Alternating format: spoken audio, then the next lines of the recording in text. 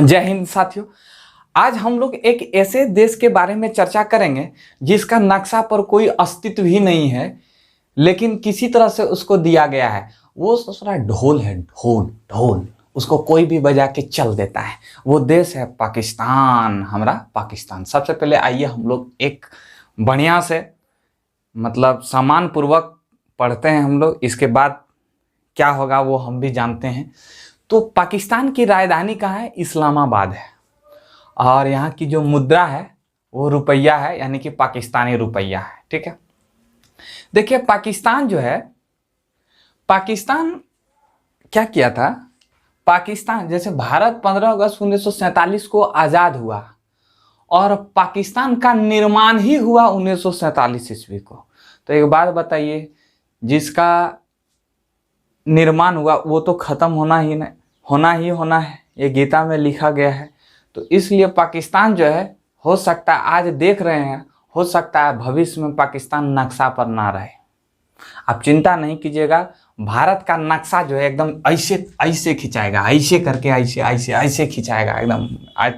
अखंड भारत जो है, अखंड भारत का सपना जो है पूरा होगा। जो यहाँ से चलता था, क्या बोलते हैं, अफगानिस्तान से लेकर म्यांमार तक चलता था अखंड भारत, वो सपना हो सकता है भारत का पूरा हो जाए। तो पाकिस्तान शब्द की उत्पत्ति जो है, पाकिस्तान के शब्द की उत्पत्ति कैम्ब्रिज विश्वविद्यालय में कैम्ब्रिज विश्वविद्यालय के द्वारा पढ़े गए छात्र, वहाँ रहमत अली चौधरी नाम था, वो जो कैम्ब्रिज विश्वविद्यालय में पढ़ता था, उन्हीं के द्वारा पाकिस्तान शब्द को दिया गया था 1933 ईस्वी में। देखिए पाकिस्तान का निर्माण ही द्विराष्ट्र की संकल्पना से आधारित है। द्विराष्ट्र की संकल्पना क्या कहता है? पाकिस्तान जो मुस्लिम लीग का जो अध्यक्ष थे वो मोहम्मद अली जिन्ना साहब थे। मोहम्मद अली जिन्ना साहब का कहना था कि एक देश में मुस्लिम और हिंदू कभी साथ साथ नहीं रह सकते हैं। कैसे रह सकते हैं? दो धर्म के लोग, कभी दो अलग अलग धर्म के लोग एक साथ नहीं रह सकते हैं। तो इसलिए हिंदुओं के लिए भारत और पाकिस्तान जो है मुस्लिमों के लिए बना। तो उन्होंने पाकिस्तान का निर्माण ही हुआ गलत ढंग से हुआ है, समझे? तो उसी तरह पाकिस्तान शब्द की उत्पत्ति 1933 ईस्वी में रहमत अली चौधरी के द्वारा दिया गया और पाकिस्तान जो है 1947 ईस्वी को बना, यानी कि, और फिर 1956 ईस्वी को स्वयं को इस्लामिक देश घोषित कर दिया और कहा कि हम एक धर्म का पालन करेंगे, वो है इस्लाम धर्म। ठीक है, इस्लाम धर्म को मानने वाले व्यक्ति को मुसलमान कहा गया। मुसलमान जिसका अल्लाह के प्रति जिसके समान हो उसे मुसलमान कहा गया। पाकिस्तान में 4 राज्य हैं। पाकिस्तान में 4 राज्य हैं। कौन कौन से राज्य हैं? तो आप देख पा रहे होंगे नक्शा में पाकिस्तान के 4 राज्य कौन कौन सा। देखिए पाकिस्तान में सबसे बड़ा राज्य बलूचिस्तान है, सिंध, पंजाब, इसके बाद खैबर पख्तूनख्वा। समझे कि नहीं? सबसे बड़ा राज्य बलूचिस्तान, यानी कि पाकिस्तान में 4 ही राज्य है, सिंध, पंजाब। ये पंजाब भारत वाला पंजाब नहीं, ठीक है, भारत वाला पंजाब नहीं है। सिंध, पंजाब, बलूचिस्तान और खैबर पख्तूनख्वा। खैबर पख्तूनख्वा जो है वो आप देख पा रहे होंगे, अगर नक्शा में आप देख पा रहे हो, देखिए देख पा रहे हैं, हम दिए हैं। खैबर पख्तूनख्वा जो है अफगानिस्तान से सटा हुआ है, उसका जो है अफगानिस्तान से सटा हुआ है। कहाँ है सटा हुआ? अफगानिस्तान से सटा हुआ है, ठीक है। और बलूचिस्तान की जो सीमा है, बलूचिस्तान की सीमा अगर आप नक्शा देख पा रहे होंगे, तो हम दिखाते हैं आपको नक्शा। ये पाकिस्तान जो है किससे साझा करता है बॉर्डर? पाकिस्तान एक तरफ से अफगानिस्तान से बॉर्डर साझा कर रहा है, दूसरी तरफ आपका ईरान से साझा कर रहा है। किधर से साझा कर रहा है? इधर से भारत। अब हम बताएंगे भारत के बारे में, ये पीओके पर कैसे कब्जा किया, क्या किया। तो अफगानिस्तान और पाकिस्तान, ये जो निचुआ वाला ये जो राज्य है ना पाकिस्तान का, यहाँ बलूची लोग, बलूचिस्तान है, ये राज्य कौन सा है? बलूचिस्तान है। और ये जो राज्य है पाकिस्तान का, जो ऊपरा वाला राज्य है, ये आपका खैबर पख्तूनख्वा है। और यहाँ सिंध है, और यहाँ सिंध है, और इसके बाद ये पंजाब है, ठीक है। तो ये था आपका पाकिस्तान के 4 राज्य। समझे? पाकिस्तान में कितने राज्य? 4 राज्य, सिंध, पंजाब, बलूचिस्तान, खैबर पख्तूनख्वा। समझते हैं भारत के सापेक्ष में पाकिस्तान किधर है? तो भारत के सापेक्ष में पाकिस्तान किधर है? पश्चिम साइड में है। तो इसी तरह हम जनगण मन में भी गाते हैं हम लोग, जनगण मन अधिनायक जय हे भारत भाग्य विधाता। पंजाब, यहाँ पंजाब, इस क्षेत्र को क्या बोलते हैं? पंजाब। सिंध गुजरात मराठा, पंजाब सिंध गुजरात मराठा। मराठा मतलब महाराष्ट्र में कौन से लोग रहते हैं? मराठे लोग रहते हैं। और ये दक्षिण भारत को द्रविड़ कहा जाता था। दक्षिण भारत को क्या कहा जाता था? द्रविड़। तो वही जन गण मन अधिनायक जय हे भारत भाग विधाता। पंजाब सिंध गुजरात मराठा। द्रविड़ मतलब ये दक्षिण भारत को द्राविड़ कहा जाता था। द्राविड़ उत्कल, उड़ीसा को उत्कल कहा जाता था। द्राविड़ उत्कल बंगा, बंगा मतलब बंगाल। विंध्य पर्वत, विंध्याचल पर्वत, विंध्य हिमाचल यमुना, यमुना यहाँ है, यमुना आपका ये हुआ और गंगा ये हुआ, यमुना गंगा। समझे कि नहीं? तो देखिए जनगण मन का अर्थ क्या हुआ कि जनगण मन से पूरा हमारे भारत की नक्शा के बारे में हम लोग समझते हैं कि जनगण मन अधि पंजाब सिंध गुजरात मराठा द्राविड़ उत्कल बंगा विंध्य हिमाचल यमुना गंगा, विंध्य हिमाचल यमुना गंगा। समझे कि नहीं? आज हम लोग समझे कि जनगण मन राष्ट्रीय गान, भारत का राष्ट्रीय गान का अर्थ क्या होता है, यानी कि उसमें कौन कौन से शब्दों को, यानी कि हम लोग समझ सकते हैं कि भारत के राष्ट्रीय गान में भारत के पूरे नक्शे को दिखाया गया है। तो पाकिस्तान का चार राज्य हैं, सिंध, पंजाब, बलूचिस्तान, खैबर पख्तूनख्वा। पाकिस्तान का सबसे बड़ा राज्य बलूचिस्तान है, जिसकी राजधानी क्वेटा है। आप देख पा रहे हैं भुकुर भुकुर लाइटवा जो जल रहा, भुकुर भुकुर जो जल रहा है वो क्वेटा है। ठीक है, अब देखिए ये समझिएगा, पहले हम आपको समझाते हैं इधर पहले आप समझिए सही रहना। पाकिस्तान के नीचे कौन सा राज्य है? बलूचिस्तान। वो देखिए बलूचिस्तान जो है वो किससे साझा कर रहा है? आपका बलूचिस्तान जो है ईरान से सीमा को साझा कर रहा है। मतलब बलूचिस्तान का ये जो क्षेत्र है, पाकिस्तान का ये जो क्षेत्र है, पाकिस्तान का जो क्षेत्र है, ये नीचे वाला क्षेत्र है, इसे क्या कहते हैं? बलूचिस्तान। बलूचिस्तान किससे सीमा साझा कर रहा है? ईरान से। किससे सीमा साझा कर रहा है? ईरान से। इसी बलूचिस्तान के नीचे आप अगर मैप देख पा रहे होंगे तो हम अलग से स्क्रीन पर हम आपको दिखा रहे हैं। देखिए हरका लाइटवा जो भुकुर भुकुर कर रहा है, समझे? तो पाकिस्तान के सबसे नीचे में ग्वादर बंदरगाह है। देखिए भुकुर भुकुर जो लाइटवा नहीं कर रहा है, देखिए नीचे ग्वादर बंदरगाह है। अब देखिए यहाँ इसको ऐसे समझना है, ये बंदरगाह क्यों है?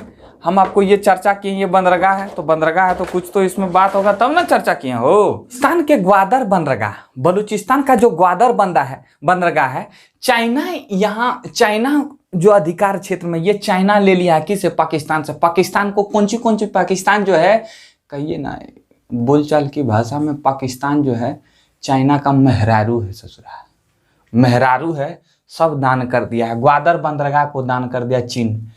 अब देखिए सबसे बड़ा प्रॉब्लम हम लोग के लिए, भारत के लिए प्रॉब्लम है। कैसे?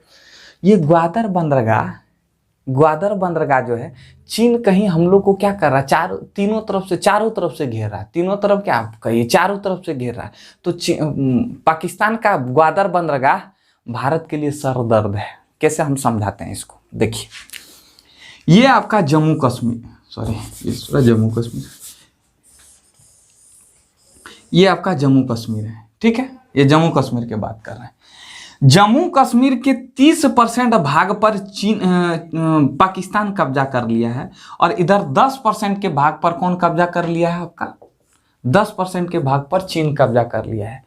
तो 30% भाग पर जो कब्जा किया है, जम्मू कश्मीर के 30% भाग पर जो कब्जा किया है, इसे हम लोग POK कहते हैं। फुल फॉर्म हम लोग बोलेंगे तो बबुआ लोग full form Pakistan occupied Kashmir. और ये 10% भाग जो चाइना कब्जा किया है, इस 10% भाग को अक्साई चीन कहा जाता है। कौन सा चीन कहा जाता है? अक्साई चीन कहा जाता है। ठीक है, अब ये 30% भाग, अब देखिए एक बात, अब यहीं से आपका अफगानिस्तान की सीमा लगता है। तो अब बताइए हमारा जो अभी भारत है क्या अफगानिस्तान का सीमा लगता है भारत से? तो अफगानिस्तान का सीमा नहीं लगता है। अब देखिए ये कहां से लगता है? अफगानिस्तान का सीमा कहां से कहां लगता है? तो तो आपका पीओके यानी कि पाकिस्तान द्वारा अधिकृत, पाकिस्तान द्वारा हड़पा गया भूभाग, जम्मू कश्मीर का भूभाग पाकिस्तान हड़प्पा द्वारा, जो पाकिस्तान द्वारा हड़पा गया उसी भूभाग से सीमा लगता है अफगानिस्तान से। हमारा जो मुख्य भारत है उससे सीमा नहीं लगता, लेकिन कभी तो कभी हम पीओके लेके रहेंगे, इसलिए हम लोग नक्शा में दिखाते हैं कि भारत की सीमा जो है, अफगानिस्तान की सीमा भारत से लगता है। ठीक है, अब देखिए ये पाकिस्तान क्या कर रहा है, यहाँ इतना हरामीपन कर रहा है। पाकिस्तान इस जगह पर एक सक्राम घाटी है, नाम है सक्राम घाटी, सक्राम घाटी। ठीक है, इस सक्राम घाटी को चाइना ये भाग पर कब्जा करके और सबको बेच रहा है। सक्राम घाटी को चाइना को दे दिया है। और एक यहाँ हवाई अड्डा है अमेरिका द्वारा, ये अमेरिका हवाई अड्डा, यहाँ अमेरिका जो है अपना हवाई अड्डा यूज करता है। धीरे धीरे सबको बेच रहा है, इसलिए बेच रहा है, ये जान रहा है कि कभी ना कभी भारत जो है पीओके लेके ही रहेगा।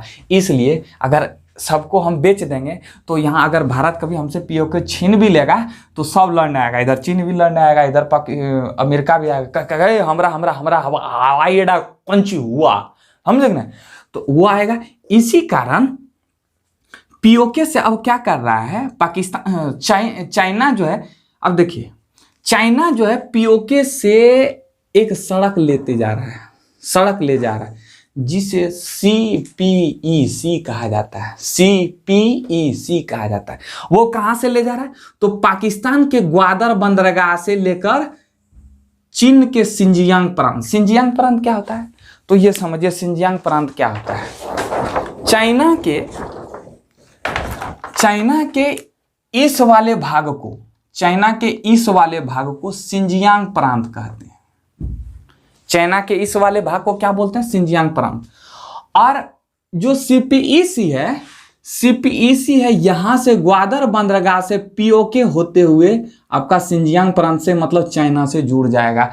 और चाइना का एक पॉलिसी है जिसे बेल्ट एंड रोड इनिशिएटिव परियोजना कहा जाता है। उसका कहना है कि पूरा जोड़ो, चाइना को पूरा अन्य क्षेत्र से जोड़ो, एक परियोजना है। उसी के तहत CPEC का निर्माण किया गया है।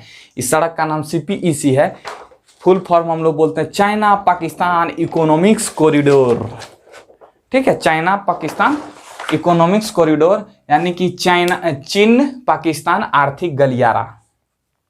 तो बलूचिस्तान का ग्वादर यहां जो है CPEC का लाख विरोध किया भारत ने, लेकिन नहीं माना, चूंकि अभी चाइना और जो है चाइना और पाकिस्तान भी साथ साथ में है। इसको शर्म भी नहीं आता पाकिस्तान को। पता है मास्क, अभी कोरोना में जब मास्क दिया था तो अंडरवेयर का मास्क बना के दिया था, सबसे ब्लाउज का मास्क बना के दिया था। लेकिन इसको कब समझ में आएगा ये हमारा चचवा को, समझे। तो चीन का मानना है कि ग्वादर के पास 10,000 फैक्ट्री लगाएंगे और यहां से चीन के सिंजियांग प्रांत तक सड़क जाएगा। इसे ही CPEC कहा गया। CPEC मतलब China Pakistan economic corridor, Hindi में इसे चीन पाकिस्तान आर्थिक गलियारा कहा जाता है दोस्तों, समझे। अब हम लोग इसको देखिए, CPEC को सिल्क रोड को हम लोग समझेंगे जब हम इसका इंटरनेशनल रिलेशन इसके बाद वाला वीडियो में देंगे, तो वहां हम लोग समझेंगे कि कि इसका इंटरनेशनल भारत के साथ क्या प्रॉब्लम है, ये क्या है वो क्या है, इसके बारे में हम लोग समझेंगे आराम से। भारत के विरोध करने के बाद भी CPEC पीओके से गुजर ही गया। पीओके कौन से क्षेत्र को कहा गया, तो जो पाकिस्तान हड़प लिया, जिस क्षेत्र को 1948 में हड़पा था, इसके बारे में बहुत बड़ा कहना। जब हम जम्मू कश्मीर पढ़ाएंगे, भारत के नक्शा में जब जम्मू कश्मीर पढ़ाएंगे तो वहां बहुत विस्तार से चर्चा करेंगे पीओके के बारे में, समझे। CPEC की लंबाई 2442 किलोमीटर है। इस सड़क से चीन को बहुत फायदा होगा। जैसे देखिए, जैसे फिर हम आपको नक्शा दिखाते हैं। जैसे देखिए, सेंट्रल एशिया, मध्य एशिया में 5 देश आते हैं। सेंट्रल एशिया में कितने देश आते हैं, 5 देश। कजाकिस्तान, आप देखिए, आप जो है एटलस का बुक भी साथ में खोल के रखिएगा, ठीक है। कजाकिस्तान, किर्गिस्तान, देखिए यहाँ किर्गिस्तान है, Kazakhstan, Kyrgyzstan, Tajikistan, Turkmenistan, Uzbekistan, 5 देश है। कौन कौन सा, Kazakhstan, Kyrgyzstan, Tajikistan, Turkmenistan, Uzbekistan. Kazakhstan, Kyrgyzstan, Tajikistan, Turkmenistan, Uzbekistan, 5 देश हैं सेंट्रल एशिया। मध्य एशिया में 5 देश आते हैं। अब ये मध्य एशिया से जाने के लिए अगर मध्य एशिया के लोग अगर मान लीजिए समुद्र के रास्ता का प्रयोग करेंगे तो कहाँ प्रयोग करते हैं? ग्वादर बंदरगाह से। ग्वादर बंदरगाह से प्रयोग करते हैं। और ये ग्वादर बंदरगाह से प्रयोग करता तो एक बात बताइए, ग्वादर बंदरगाह फायदा क्या होता? चाइना यहाँ टैक्स लेता है, इसको यहाँ फायदा होता। तो भारत देखा था तो अरे चोट्टा तुम बड़ा का होशियार बनता है। तब अभी ईरान देखा, पाकिस्तान का दुश्मन कौन है? ईरान। अभी हाल यहाँ बलूची विवाद हो रहा है, बलूचिस्तान और ईरान में विवाद हो रहा है। हम समझाएंगे इंटरनेशनल रिलेशन में, आप समझिए, हम धैर्य रखिए, आप समझाएंगे बढ़िया से। ईरान में इस जगह पर चाबहार बंदरगाह है। कहाँ है?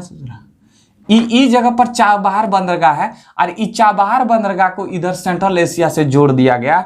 अब मनमोहन सिंह की सरकार ने जाके ईरान से समझौता किया और यहाँ एक बंदरगाह का निर्माण किया जिसे चाबहार बंदरगाह कहा गया। ठीक है, अभी ठिसुआ के रह गया, अच्छा हमारा यूज करेगा। अरे चट्टा तरह का पता नहीं तो तू डाल पर तो हम पात पर, समझे कि नहीं? तो यहाँ से चाबहार बंदरगाह मनमोहन सिंह की सरकार ने ईरान से समझौता कर चाबहार बंदरगाह को यहाँ बिछा रहा है उधर सेंट्रल एशिया की तरफ से। अब देखिए सेंट्रल एशिया भी जुड़ गया। अगर इधर से भी इसको जो है चीन को इधर से भी जोड़ेंगे, अगर इधर चीन जो है जोड़ेंगे नहीं, चीन को इधर से भी निगाह रखेंगे। इधर से तो निगाह रखते हैं। भारत मंगोलिया दुश्मन है, भारत को चाहिए कि मंगोलिया से ही कुछ समझौता करके यहाँ सैन्य अड्डा स्थापित करें। समझे कि नहीं समझे? तो ये है हमारा पॉलिसी, भारत की ऐसे फॉरेन पॉलिसी है, समझे? अब देखिए, तो हमने वही लिखा है कि अगर सेंट्रल एशिया समुद्र का रास्ता प्रयोग करना चाहेगा तो सीपीईसी के माध्यम से ही करेंगे, जैसे चीन टैक्स लेगा। समझे? भारत के पीओके में चीन द्वारा जासूसी कर, अब देखिए सीपीईसी के माध्यम से चीन द्वारा अभी पीओके का क्षेत्र, अगर पीओके के क्षेत्र में वो जासूसी करता है, कुछ भी पता कर लेता है भारत के बारे में, चीन द्वारा जासूसी करता है। लेकिन इसी समय मनमोहन सिंह की सरकार ने ईरान से समझौता कर लिया और वहां चाबहार बंदरगाह निर्माण किया। अब सेंट्रल एशिया के देश सीपीईसी का प्रयोग नहीं करेंगे। समझे? सीपीईसी का प्रयोग नहीं, ठिसुआ गया ससुराल, ठिसुआ गया उसको कुछ। एक बात अब देखिए, एगो चीज आपको हम बताते हैं, ये पाकिस्तान है, ठीक है? देखिए भारत से भी इसका अच्छा नहीं चलता है, भारत भी इसको थूक दिया, सर्जिकल स्ट्राइक किया।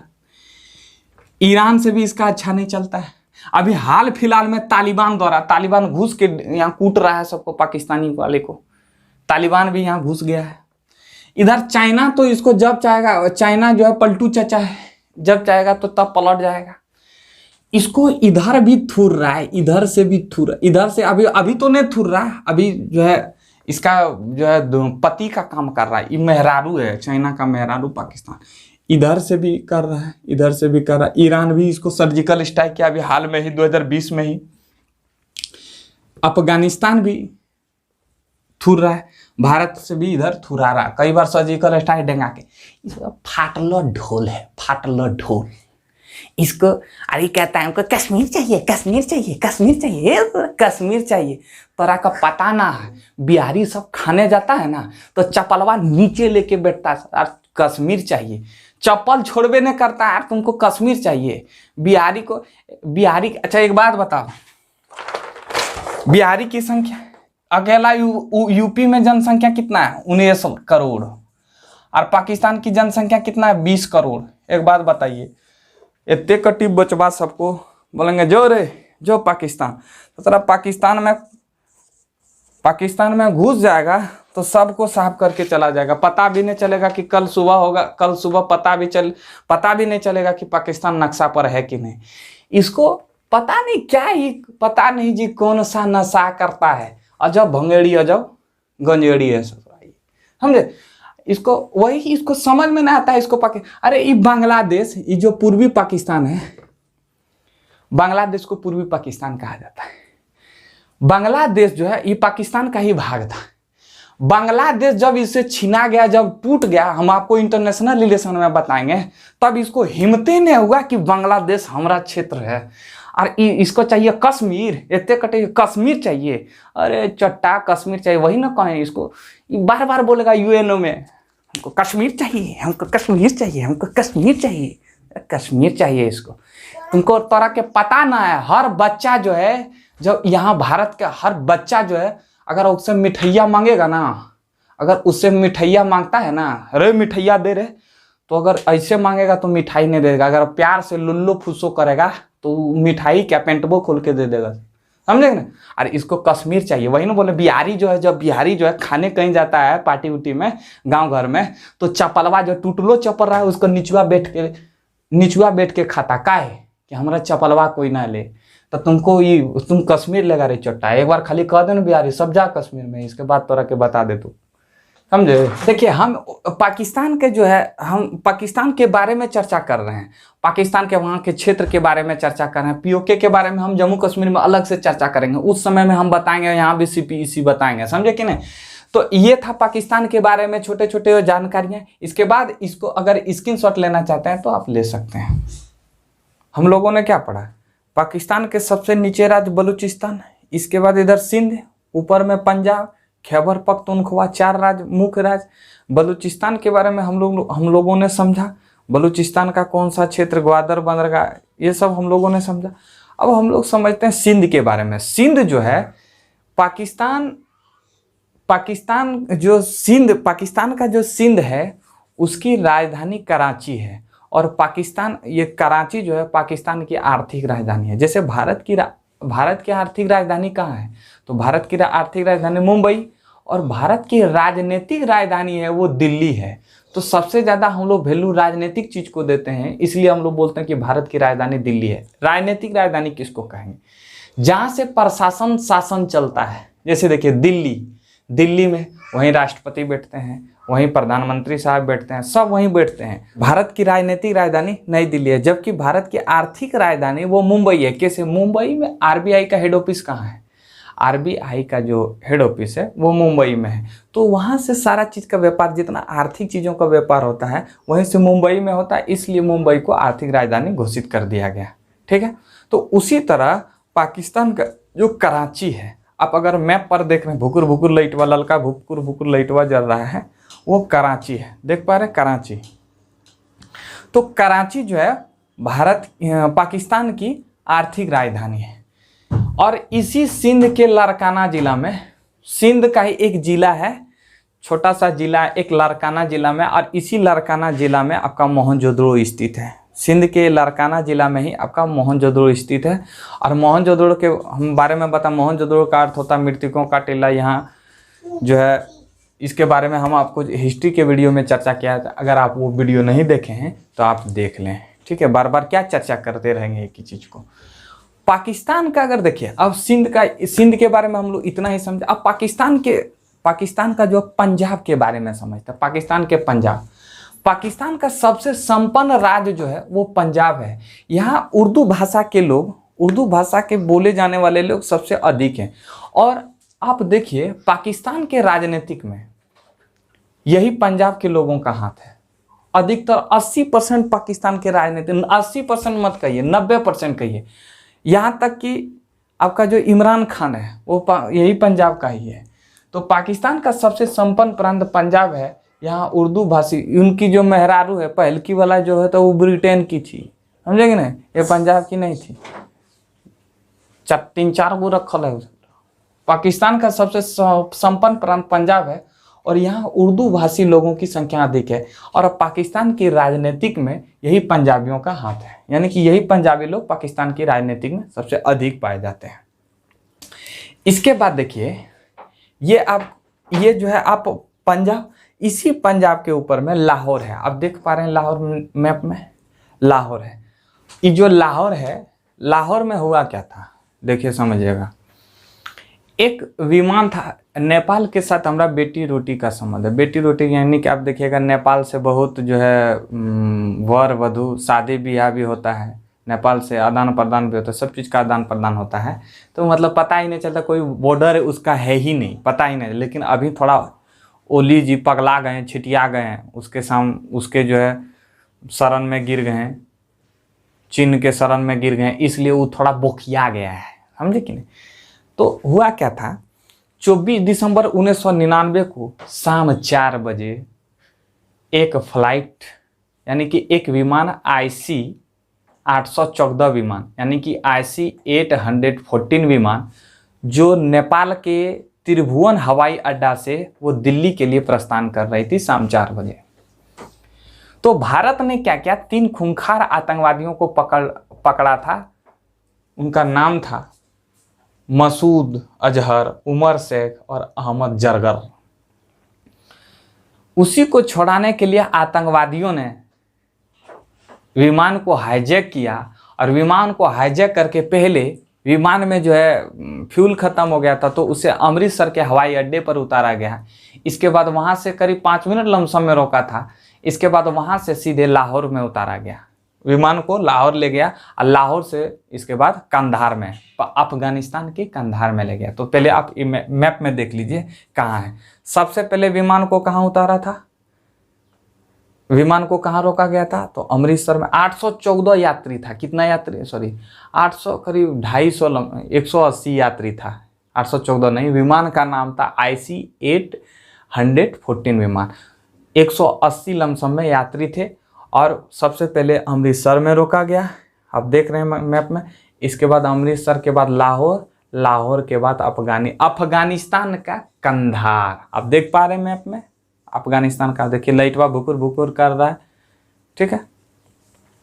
तो रोका गया और इसके बाद अंत में भारत सरकार को भी मजबूर में ये तीनों आतंकियों को छोड़ना पड़ा। लेकिन हम भारत सरकार से यही मांगते हैं कि अगर इस तरह का आतंकवादी पकड़ा जाए तो इसे तुरंत मार देना चाहिए, या नहीं तो बिहारियों के हाथ में दे देना चाहिए। सब थोड़ा भरता बना देगा इसको, चोखा बना देगा इसको, ठीक है। लाहौर के ऊपर में इस्लामाबाद है, ये लाहौर हुआ, देख पा रहे हैं लाहौर। इसके बाद ऊपर में इसका इस्लामाबाद है। इस्लामाबाद के जस्ट 32 किलोमीटर, इस्लामाबाद से 32 किलोमीटर की दूरी पर रावलपिंडी है और इसी रावलपिंडी में तक्षशिला विश्वविद्यालय है, जो विश्व और भारत दोनों का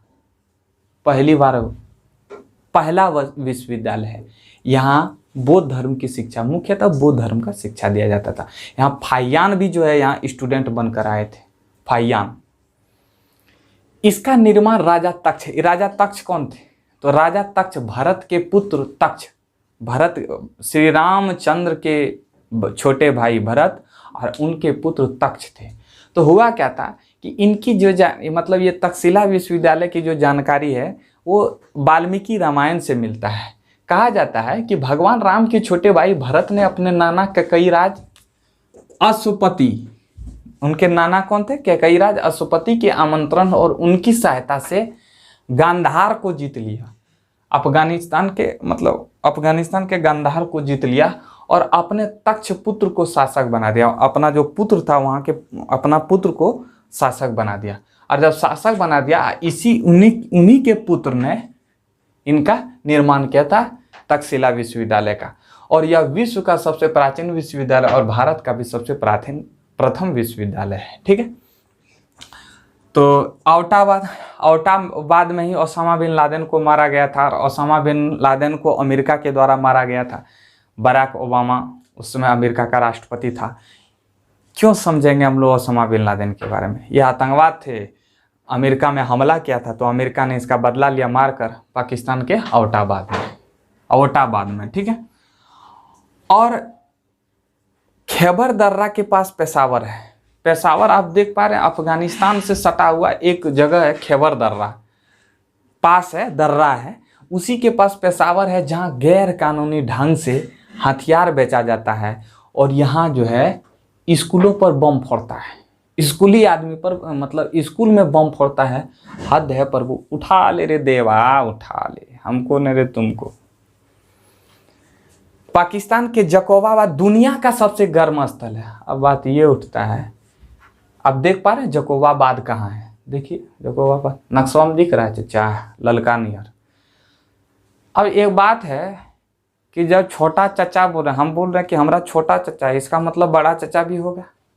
तो जब बोल रहे हैं कि पाकिस्तान का जकोबाबाद दुनिया का दूसरा सबसे गर्म स्थल है, यहाँ 56 डिग्री सेल्सियस तापमान मापा गया है, तो प्रथम भी होगा ना, सबसे ज़्यादा भी होगा ना, पहला होगा। तो डेथ वैली जो कैलिफोर्निया, उत्तरी अमेरिका के कैलिफोर्निया का एक जगह है डेथ वैली, दुनिया का सबसे ज्यादा गर्म स्थल है। कहाँ है? डेथ वैली दुनिया का सबसे ज्यादा गर्म स्थल है। पाकिस्तान के बारे में जानकारी। अब हम लोग समझेंगे पाकिस्तान के पहाड़ किधर किधर है। पहाड़ के बाद इसके बाद पाकिस्तान खत्म हो जाएगा, पाकिस्तान खत्म, पाकिस्तान खत्म। ठीक है, अगर आप स्क्रीनशॉट लेना चाहते हैं तो बबुआ ले सकते हैं। देखिए, हम लोग समझते हैं पाकिस्तान के भौगोलिक नक्शा को। पाकिस्तान का ज्यादातर क्षेत्र जो है वो पहाड़ का क्षेत्र है, पहाड़ी एरिया है। पाकिस्तान वो अफगानिस्तान के सीमा पर, अगर आप फिजिकल मैप वर्ल्ड का फिजिकल मैप देखेंगे तो हम आपको अब देखिएगा कि पाकिस्तान और अफगानिस्तान के सीमा पर है ना, ये देखिए, यहाँ देखिएगा पाकिस्तान, ये हुआ आपका पाकिस्तान, देखिए ये इंडिया हुआ, यहाँ जो है ये इंडिया हुआ, इसके बाद ये आपका पाकिस्तान हुआ। तो पाकिस्तान और अफगानिस्तान के सीमा पर एक पहाड़ है जिसे हिंदकुश पर्वत कहते हैं, जिसे हिंदकुश पर्वत कहते हैं।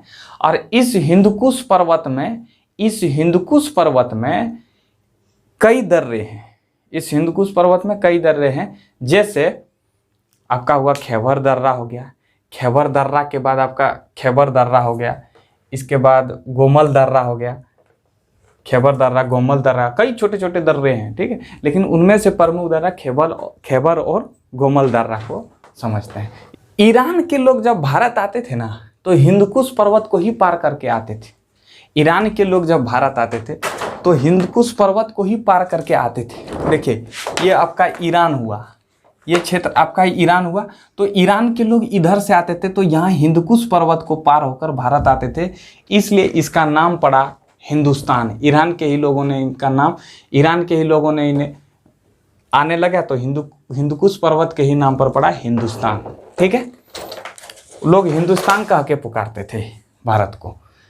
और पाकिस्तान के पंजाब में नमक की पहाड़ी, पाकिस्तान में सबसे पहले एक रफली मैप को देखते हैं, समझे, क्योंकि नक्शा में जो है देख रहे हैं कैसे हम नक्शा बना दिए हैं।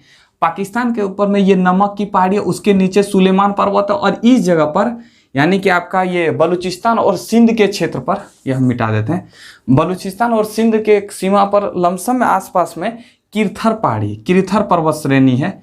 और इस सबसे नीचे यानी कि जहाँ ग्वादर बंदरगाह जो समुद्र से सटा हुआ जो भाग है, ये बलूचिस्तान और सिंध, ये समुद्र से सटा हुआ भाग है, यही मकराना तटीय श्रेणी है, मकराना तटीय श्रेणी नाम है इसका। और इसी सुलेमान और किरथर पर्वत के बीच में आपका मेहरगढ़ है।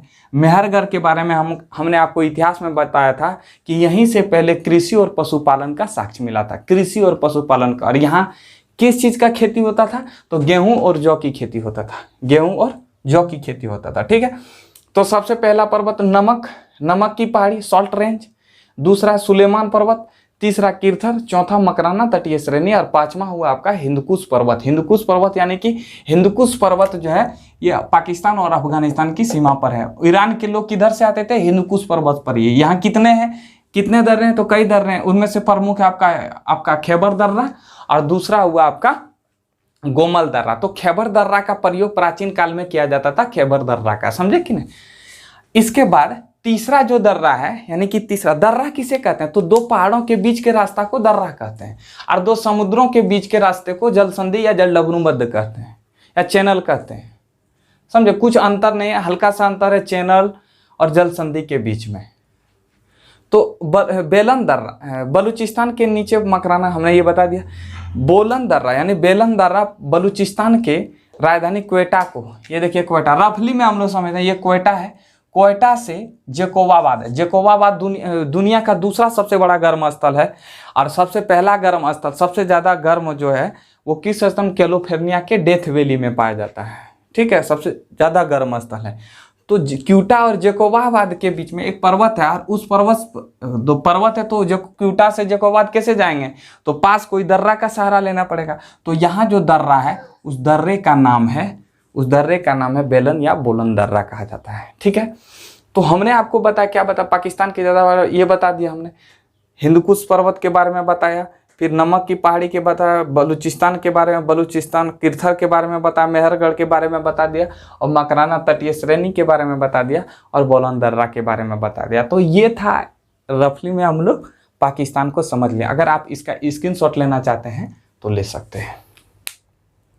तो ये था पाकिस्तान के बारे में। पाकिस्तान के बारे में एक ऐसा देश है जहां जिसका कोई अस्तित्व ही नहीं है। मतलब पाकिस्तान एक बना ही, देखिए हम लोग पाकिस्तान से दुश्मनी, पाकिस्तान क्या करता है, पाकिस्तान मतलब इधर से दोस्ती का भी हाथ, पाकिस्तान से कई जो है समझौता, हमारे अटल बिहारी वाजपेयी सर की सरकार जब थी तो उन्होंने पाकिस्तान के साथ कई रेल ट्रेन भी चला, बस सेवा भी चलाया था। लेकिन पाकिस्तान ये बात समझ में नहीं आता, उससे जब तक गोला बारूद नहीं फोड़ेगा तब तक उसको मतलब उसका पाचन क्रिया होवे नहीं करता है। तो पाकिस्तान के बारे में ये था, मैप था, यानी कि पाकिस्तान के छोटे छोटे स्थल, मेन जो स्थल थे हमने उसके बारे में बताया। अब अगला वीडियो जो होगा पाकिस्तान के संबंध के बारे में, भारत और पाकिस्तान के बीच कैसा कैसा संबंध है उसके बारे में हम लोग चर्चा करेंगे।